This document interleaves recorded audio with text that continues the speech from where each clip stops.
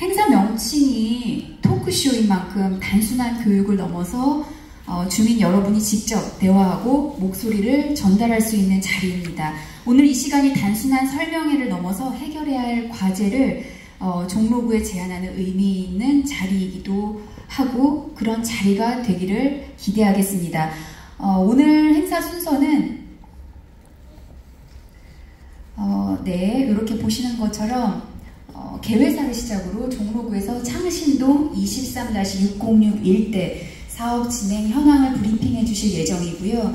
이후 재개발 사업 단계별 핵심 내용에 의해 지금 해당 화면에는 종전자산 평가와 추정 분담금의 이해라고 나와 있는데요.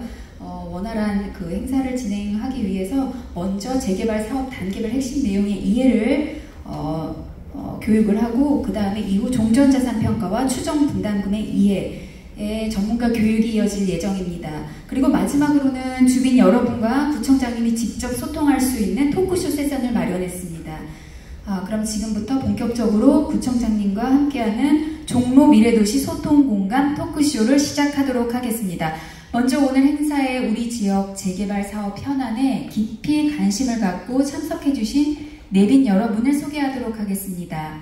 먼저 라도균 구의회 의장님 아직 참석을 못 해주셨는데요.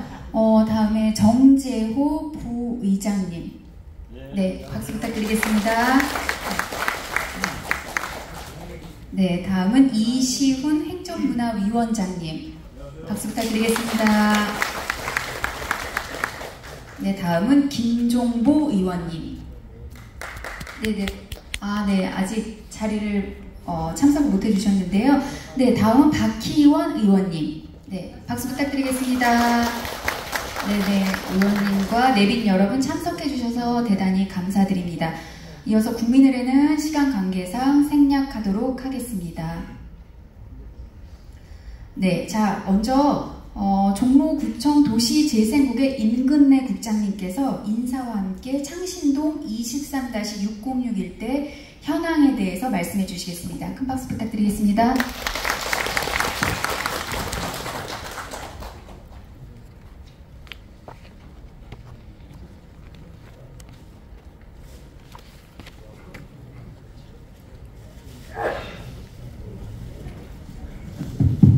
예, 안녕하세요. 종로구 도시재생국장 임근래입니다. 다시 인사드리겠습니다. 오늘 늦은 시간인데 이렇게 참석해 주신 우리 창신 9구역 우리 재개발 관련된 주민분들께 다시 한번 감사를 드리고요. 또 아울러서 우리 구의회에서 많이 참석하셨는데 우리 부의장님을 포함한 의원님들께 감사를 말씀드리겠습니다. 제가 제목을 종로를 그리다라고 했습니다. 미래를 그리다. 종로의 미래를 그리는 도시재생국의 업무 중에 창신 9구역 관련된 사항, 그리고 창신동 일대 전체적인 것, 그리고 종로구에서 이 재개발 사업을 어떻게 원활하게 추진해야 되는지 행정적인 내용을 간단하게 설명드리도록 하겠습니다.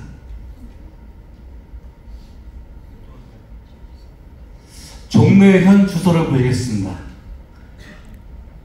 종로는 건축물을 보면 주거 비율이 62%입니다. 상업 비율이 32% 되고요. 주거용 건축물에 대한 노후도를 보면 69%가 노후됐다가 되어 있습니다. 보통 30년 이상 된 건물, 특히 저층 주거지에 있는 건물은 69%가 자치구에서 가장 많습니다. 그 이유가 있습니다. 여기는 해당이 안 되지만 평창인왕지구, 그 다음에 성북지구 관련된 고도지구와 자연경관지구로 전부 다가 지구단위 계획으로 되어 있습니다. 여기에 대한 제도적인 한계가 있었고요. 그 다음에 80년대, 90년대 건축물이 지어지고 2000년도에 건축물이 강화기준이 생깁니다. 80년대, 90년도에는 용적률이 400%였습니다. 근데 2000년도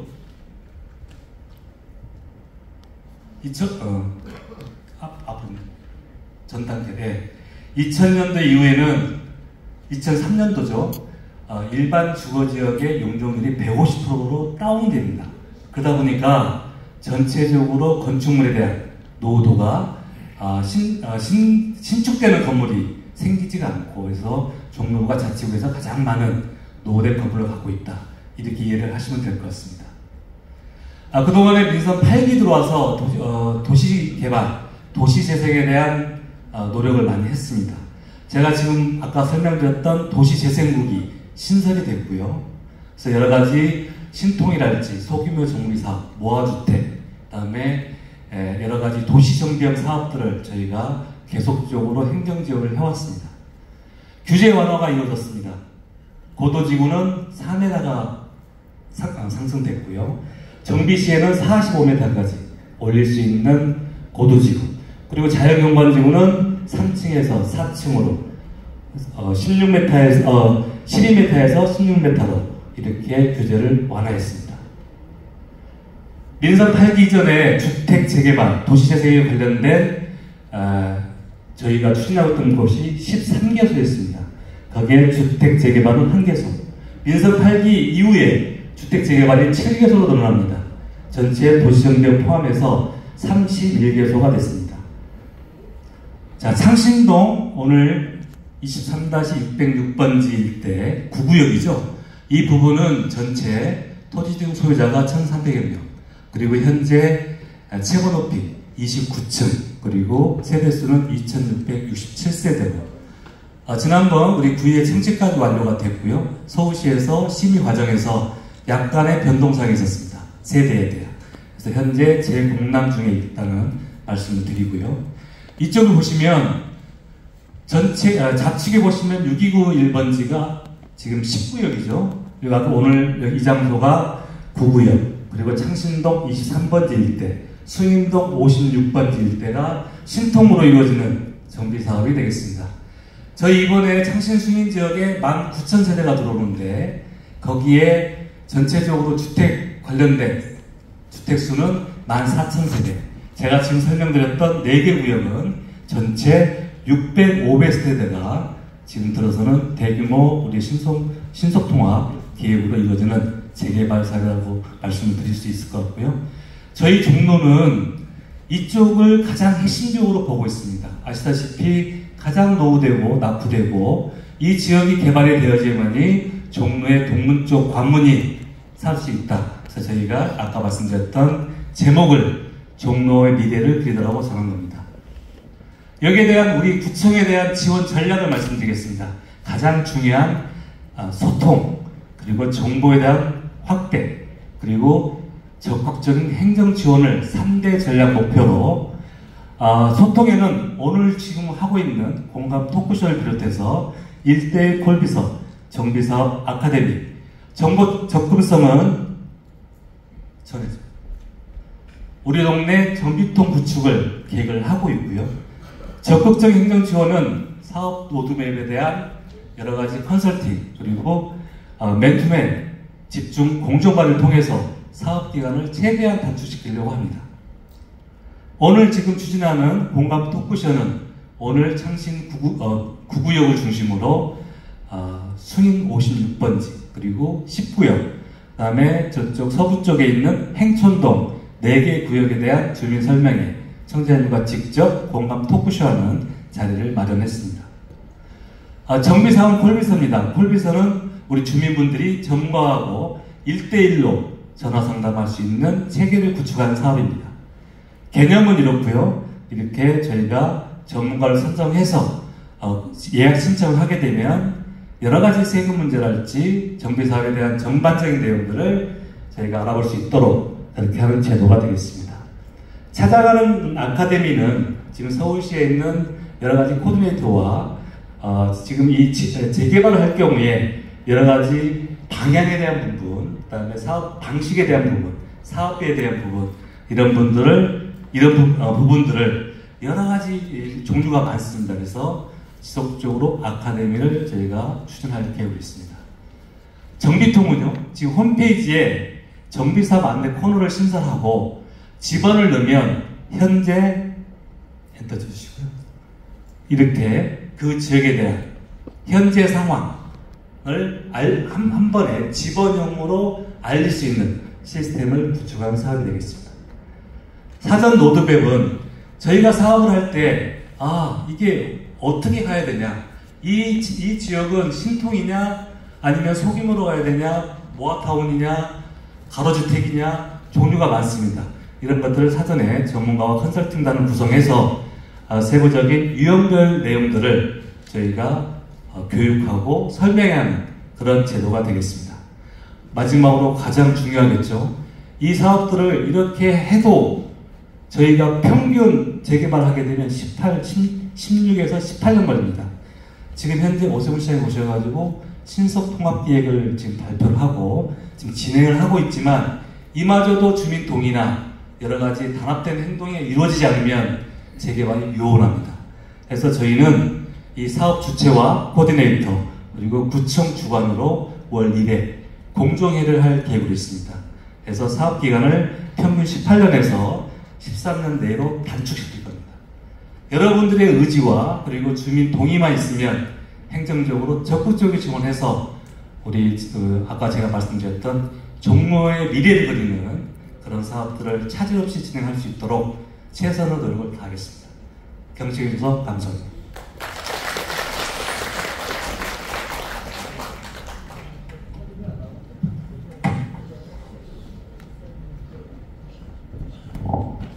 네, 다음은 창신동 23-606 일대 재개발 사업 전반의 절차에 대해서 건국대학교 행정대학원 도시지역계획학과 김진수 교수님께서 강의를 해주시겠습니다.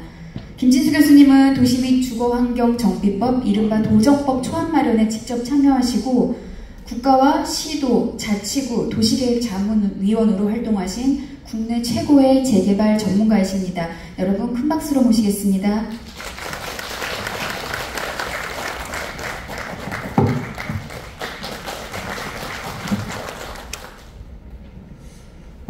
여러분 반갑습니다. 방금 소개받은 현재 건국대학교 행정대학원 도시 및 지역계획학과 도시계획 석사를 들려내는 학과입니다.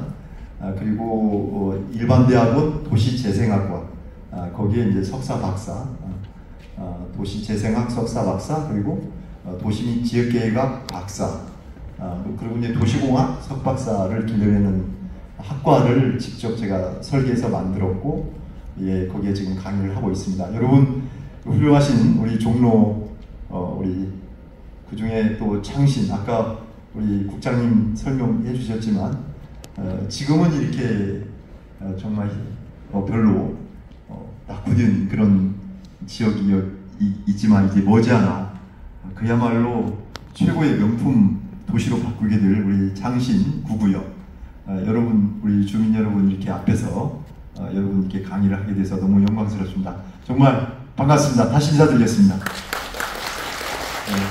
제가 잠깐 제 생각은 한 20분, 벌써 30분 정도인 것 같은데요.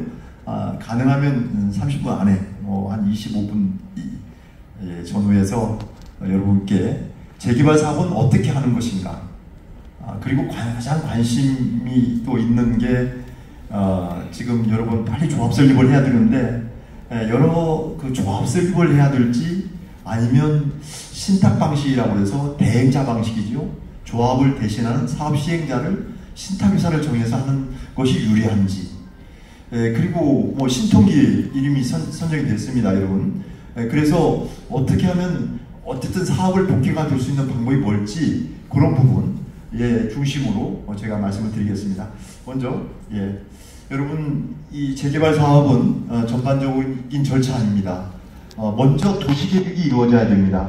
이미 여러분들은 신통기획을 통해서 정비계획이 다 수립돼서 지금 공람 중이고, 곧 공람이 끝나면 이 정비계획 내용대로 이제 사업을 시행하게 되는 것입니다.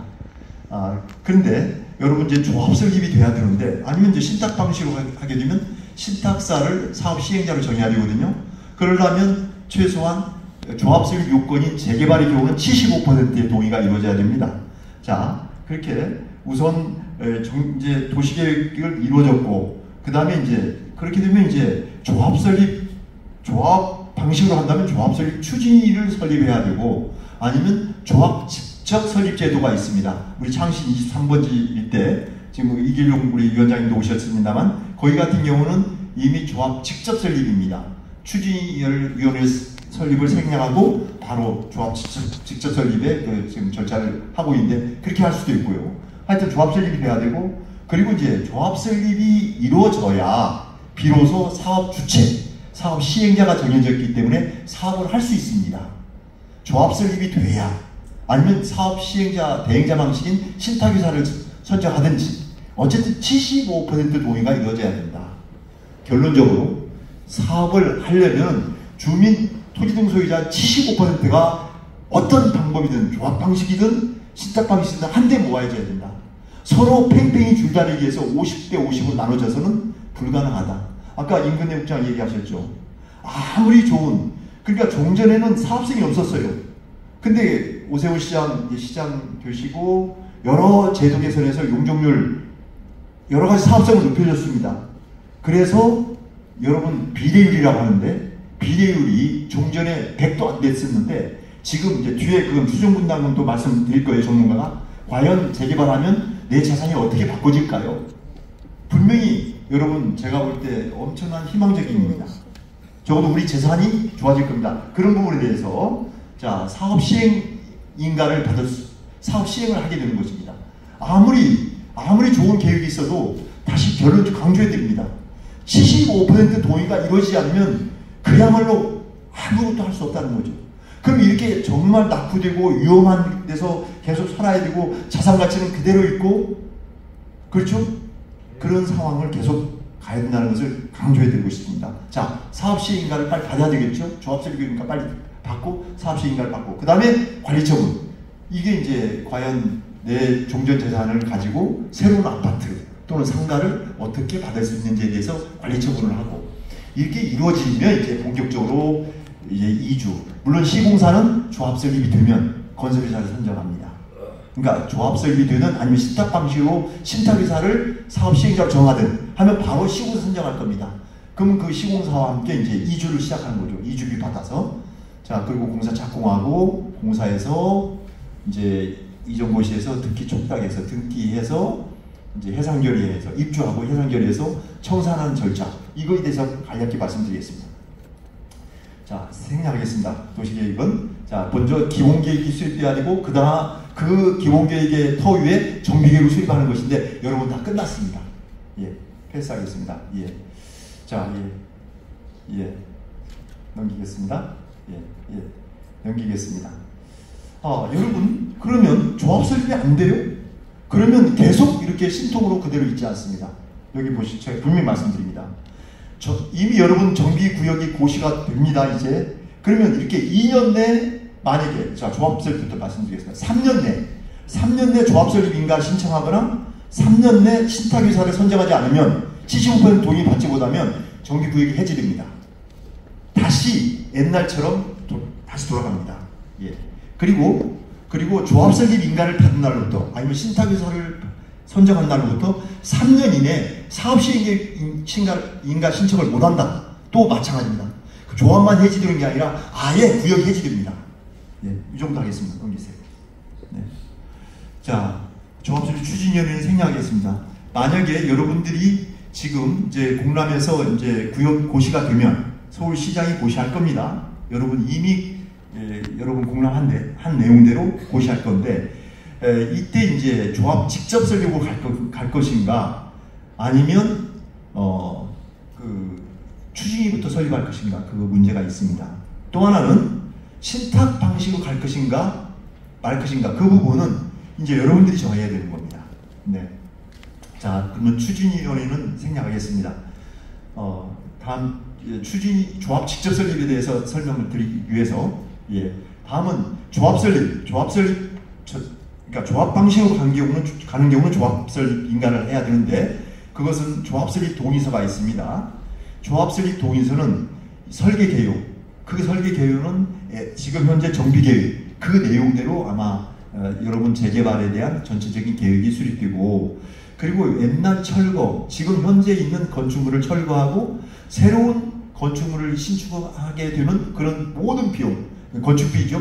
그 비용의 전체적인 총액, 그리고 이러한 모든 비용을 어떻게 분담할 것인가, 그 분담사, 그리고 새로운 건축시설, 아파트와 상가를 어떻게 여러분 분양해 줄 것인가, 귀속에 관한 사항, 이런 내용으로 조합설립 동의서를 하는 겁니다.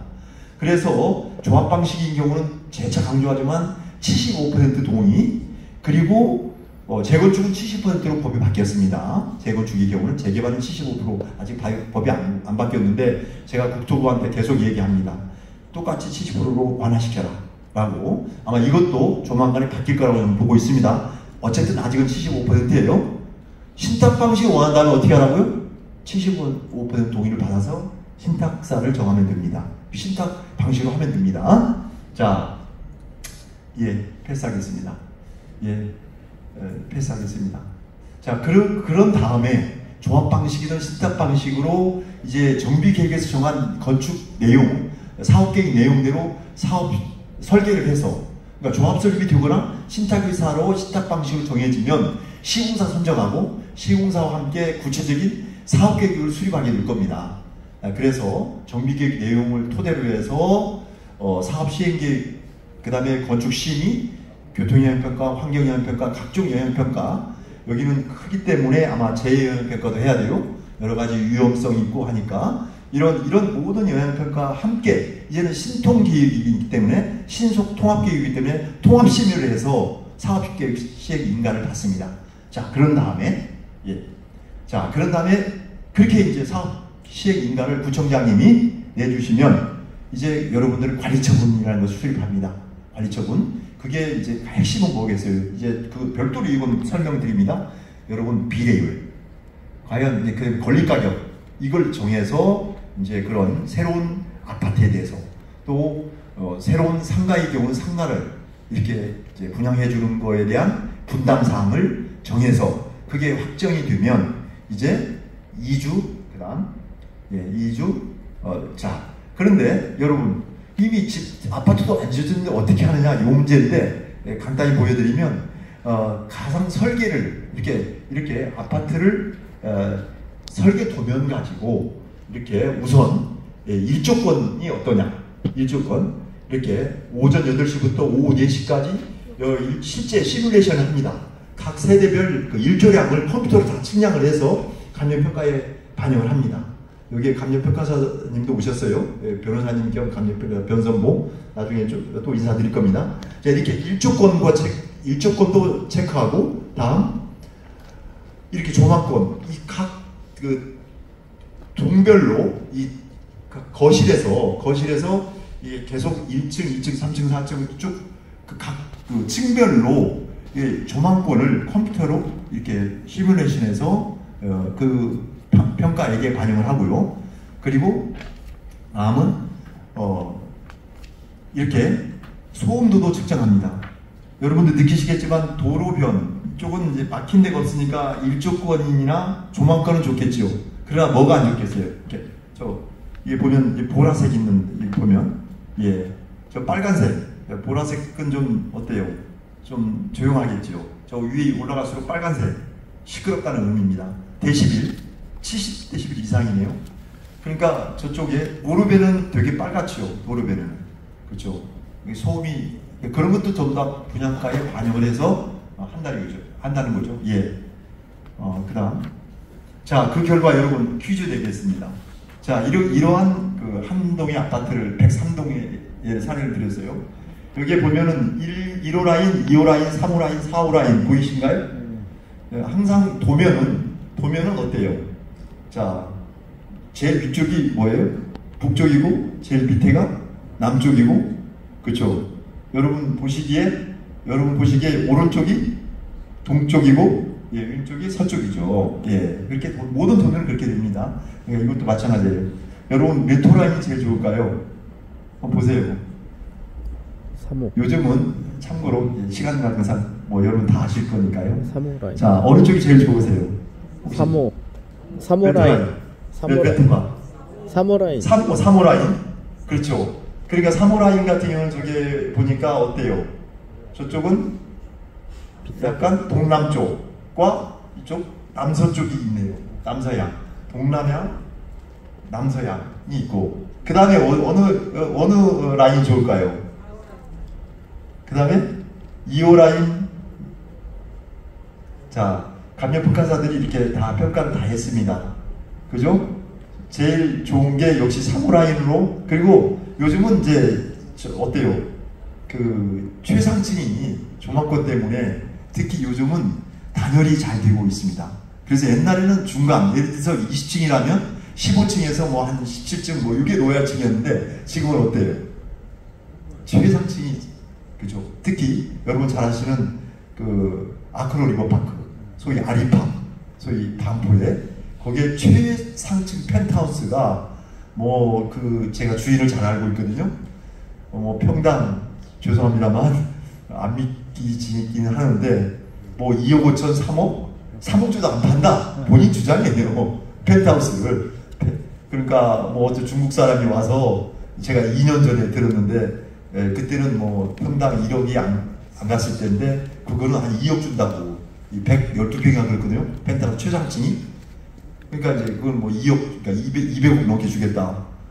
본인은 이제 최근에는 뭐 300억 줘도 안 판다. 뭐 이렇게 하고 있답니다. 한강 조망권. 그러니까 최상층이 조망권 때문에 좀 결국 자산 가치가 높다는 걸 말씀드리고 싶습니다. 단열이 잘 돼서 옛날에는 중간층이 노야층이었는데 지금은 최상층입니다. 그래서 여기 보시면 3호 라인, 그쵸? 제일 7억 6,400이니까 진짜 그렇게 평가했네요. 감염 평가사들이. 그 다음에 2호 라인이죠. 2호 라인. 여기 보니까 어때요? 남서향과 그 다음에 북서향이 좀 있네요. 어쨌든 이렇게 그 향도 좋고 그래서 그렇게 평가를 했고, 그 다음에는 어디인가요? 그래도 4호 라인 저기 남쪽이니까 1호 라인이 좀 약간 향이 좀 안 좋은 걸로 이렇게 평가했습니다. 참고로. 자, 그 다음에 2주 철거, 이 관리처분 끝나고 2주 철거, 완료합니다. 다 넘기시죠. 공사 착공하고요. 자, 여러분, 그 다음에 궁금하시는 게 이제 신탁 방식과 조합 방식이 어떤 게 과연 유리할까요? 이거 궁금하신 분들이 꽤 있어요. 이거는 저희가 이제, 저도 연구자입니다. 학교에서 이 정비사업, 특히 제가 뭐 사회자가 좀 소개했습니다만은, 그때는 건설교통부 2001년도에 재개발 재건축 법 통합법이었죠. 현행 도시 및 주거환경정비법. 이거를 이제 통합법 작업을 먼저 선행연구로서는 국토연구원에서 했어요. 그것도 제가 자문도 했고요.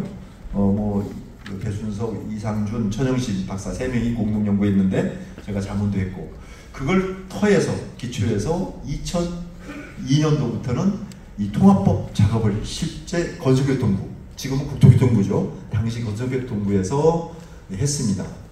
물론 돌아가셨지만 권유열 과장, 주거환경과장이 그 과장이었고, 그다음 한창섭 시설세의관 이 중심으로 이제 그 통합법 작업을 했는데, 마침 저도 이제 그 일원으로서 거의 기초 작업을 했어요. 법안 성안.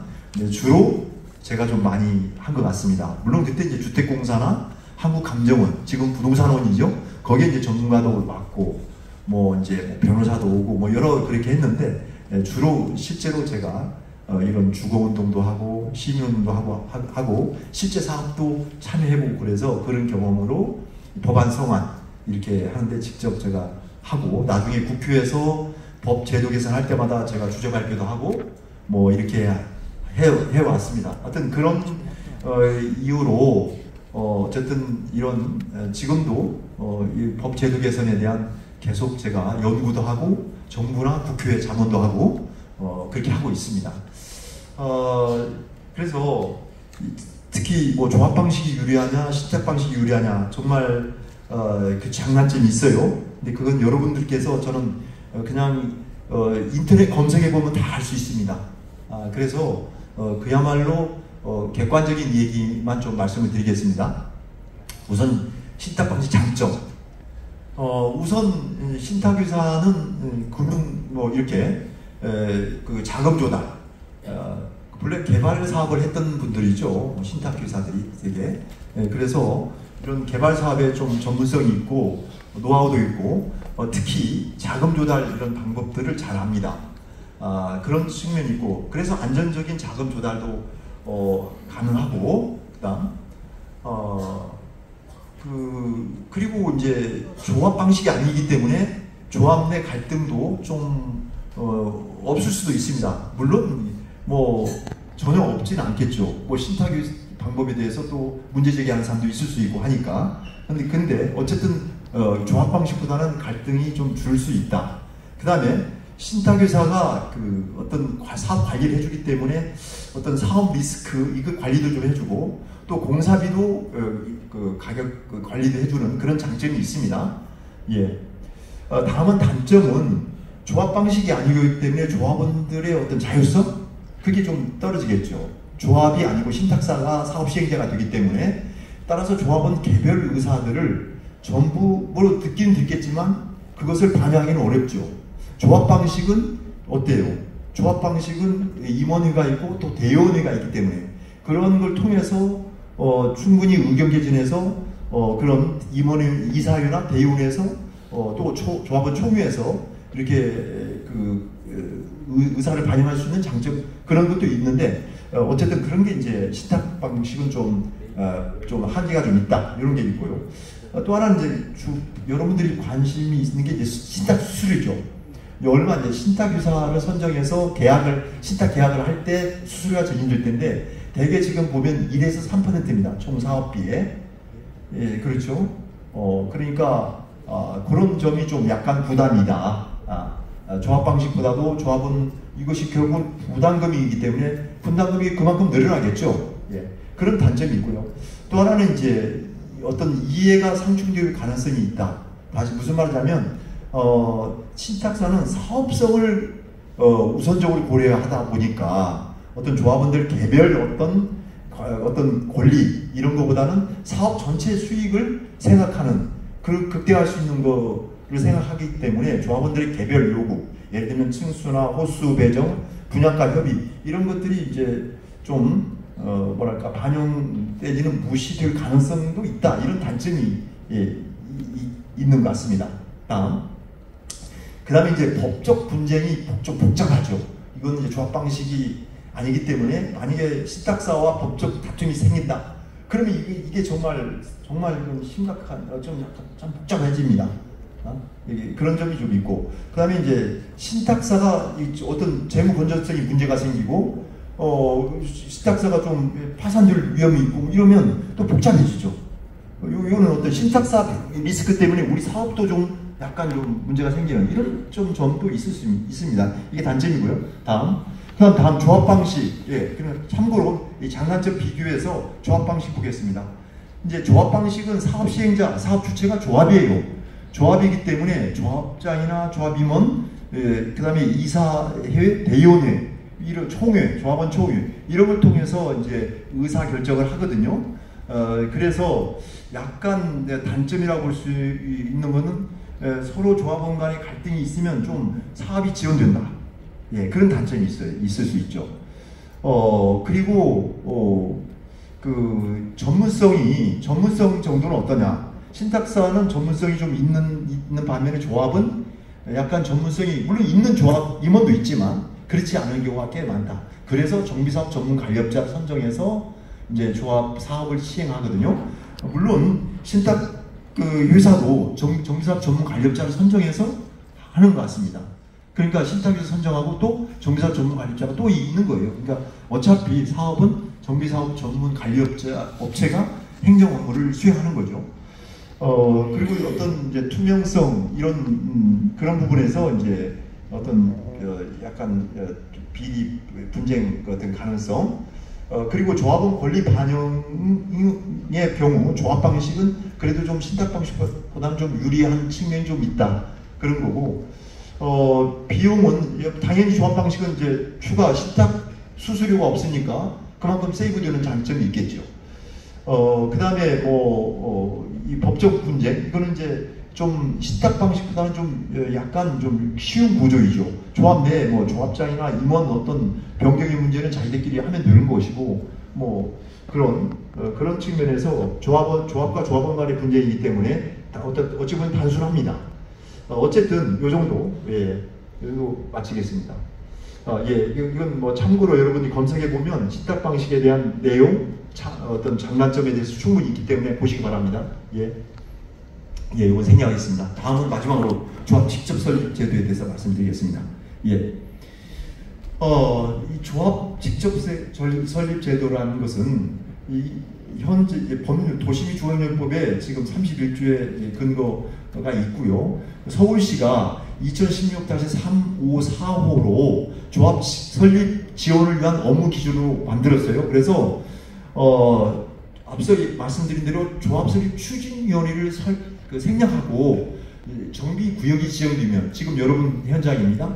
이 정비계획이 수립돼서 정비구역이 지정되면 바로 여러분들의 동의에 따라서, 그러니까 현재 여러분들이 지금 50% 정도의 동의가 이루어지면 구청에서 이제 서울시의 조합 직접 설립 제도로 적용해서 하겠다 하면 시비, 서울시가 50%, 그다음에 구비 50% 해서 매칭으로 조합 설립을 지원하게 됩니다.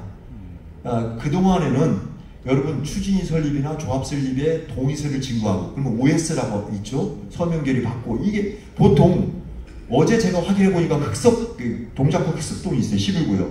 지금 공사를 하고 있는데 거기는 조합 설립만 10몇 년 걸렸다고 합니다. 그리고 비용이 조합 설립까지 한 50억 들었다고 합니다. 이렇게. 근데 이제 서울시가 오세훈 시장께서 신통기획으로 이렇게 조합 직접 설립 제도를 적극적으로 서울시가 지원하고 또 구청이 지원해서, 그러니까 조합 설립까지 비용을 안 드는 거죠. 주민들이 빨리 토지등 소유자인 여러분들이 50% 이상 동의해서, 자 우리 조합 직접 설립하겠다, 우리 창신 23 우리 그것처럼. 그러면 이제 어떻게 하냐면 정비사업 전문 관리업자를, 이런 이제 소위 구청장이 공공지원장입니다. 이렇게 공공 지원할 수 있는 회사를 정해서 이렇게 조합 직접 설립 업무를 이렇게 수행하도록 합니다. 정비사업 전문 관리업자를 선정해서. 그리고 이제 여러분들을 중에서 조합 직접 설립 부위원장을 선출합니다. 위원장은 구청장이, 이런 저도 지금 사실 창신 23 사실 위원장 하고 있습니다. 직접 설립. 그리고 사실 마포구에 공덕 7구역도 제가 마포구청장님이 저거로 좀 해달라고 해서 지금 오늘 사실 회의하고 왔습니다. 진행하고 왔습니다. 그래서 이렇게 구청장이 임명합니다. 전문가를.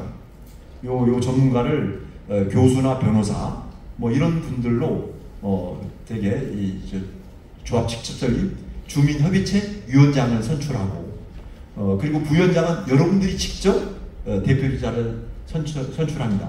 그래서 이제 조합 설립 업무를 이제 진행하는데, 그러니까 75% 동의가 이루어지면 조합 직접 설립이 가능하고, 또 앞서 또 계속 말씀드린다만 오해가 있을까봐, 신탁 방식을 원하시면 그 75%로 이제 신탁사를 사업 대행자로 정하면 됩니다. 그렇게. 그래서 간단히 결론 말씀드리겠습니다. 그러면 어떤 효과가 있을까요?